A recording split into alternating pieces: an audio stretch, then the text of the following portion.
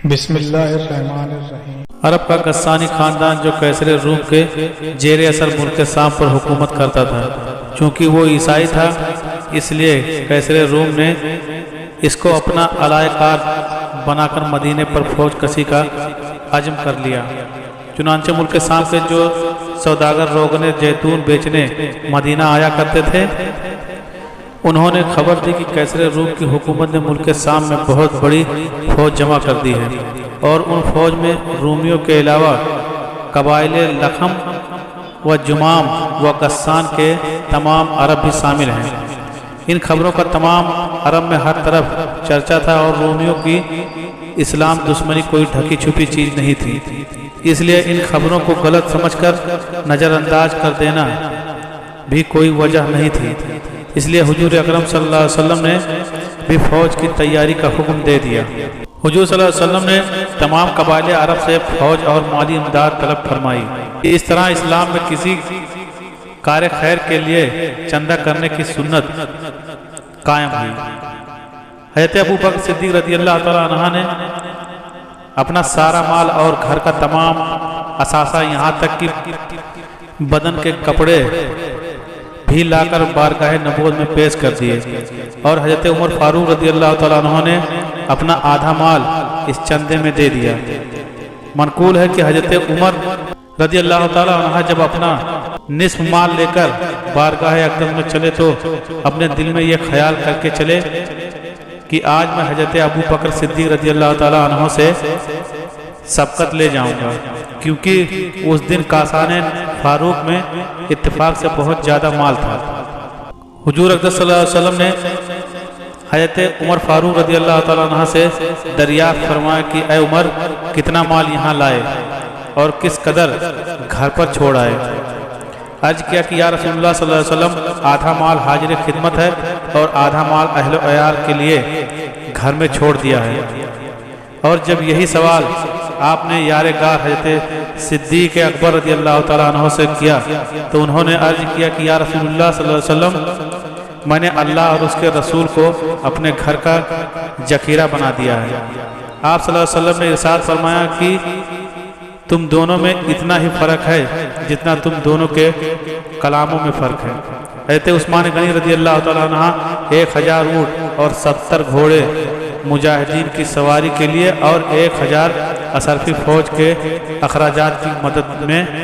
اپنی آستین میں بھر کر لائے اور حضور صلی اللہ علیہ وسلم کی آغوش مبارک میں بکھیر دیا۔ آپ صلی اللہ علیہ وسلم نے ان کو قبول فرما کر یہ دعا فرمائی، اے اللہ تو عثمان سے راضی ہو جا، کیونکہ میں اس سے خوش ہو گیا ہوں۔ حضرت عبد الرحمن بن عوف رضی اللہ تعالیٰ عنہ نے 40,000 درہم دیا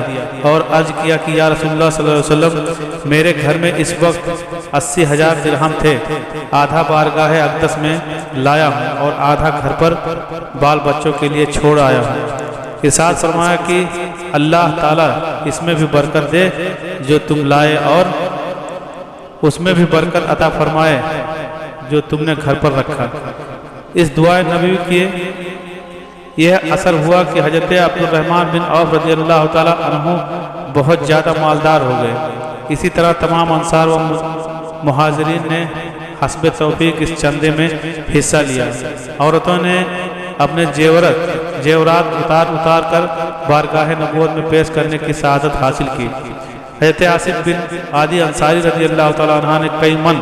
کھجوریں دی، اور حضرت ابو عقیل انصاری رضی اللہ تعالیٰ عنہ جو بہت ہی مفلس تھے، فقط ایک صاحب کھجور لے کر حاضر خدمت ہوئے اور گزارش کی کہ یا رسول اللہ صلی اللہ علیہ وسلم، میں نے دن بھر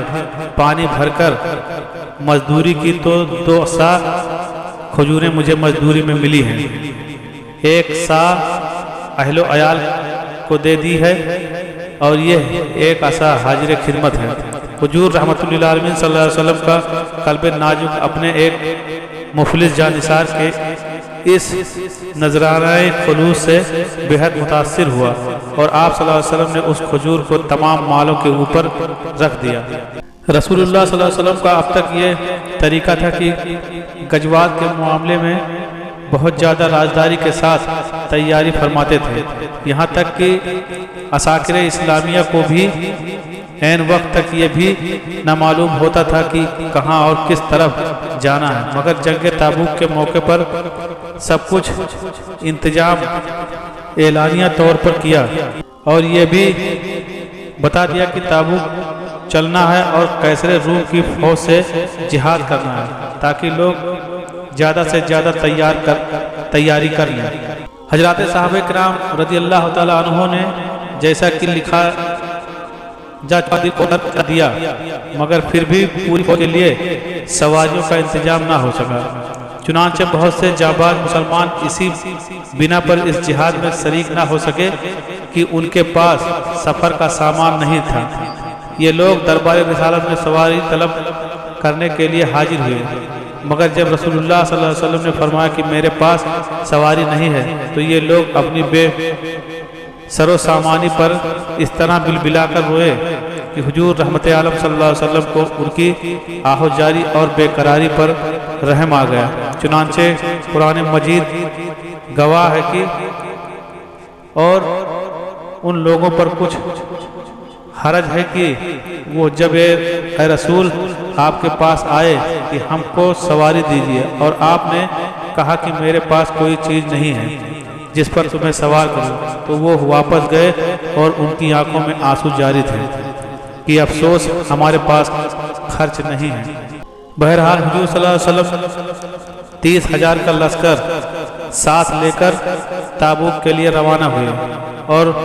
مدینے کا نظم و نسق چلانے کے لیے حضرت علی رضی اللہ تعالیٰ عنہ کو اپنا خلیفہ بنایا۔ جب حضرت علی رضی اللہ تعالیٰ عنہ نے نہایت ہی حسرت و افسوس کے ساتھ عرض کیا کہ یا رسول اللہ صلی اللہ علیہ وسلم، کیا آپ مجھے عورتوں اور بچوں میں چھوڑ کر خود جہاد کے لیے تشریف لیے جا رہے ہیں؟ تو ارشاد فرمایا، کیا تم اس پر راضی نہیں ہو کہ تم کو مجھ سے وہ نسبت ہے جو حضرت ہارون علیہ السلام کو حضرت موسیٰ علیہ السلام کے ساتھ تھی، مگر یہ کہ میرے بعد کوئی نبی نہیں ہے۔ یعنی جس طرح حضرت موسیٰ علیہ السلام کو طور پر جاتے وقت حضرت ہارون علیہ السلام کو اپنی امت بنی اسرائیل کی دیکھ بھال کے لیے اپنا خلیفہ بنا کر گئے تھے، اسی طرح میں تم کو اپنی امت سونپ کر جہاد کے لیے جا رہا ہوں۔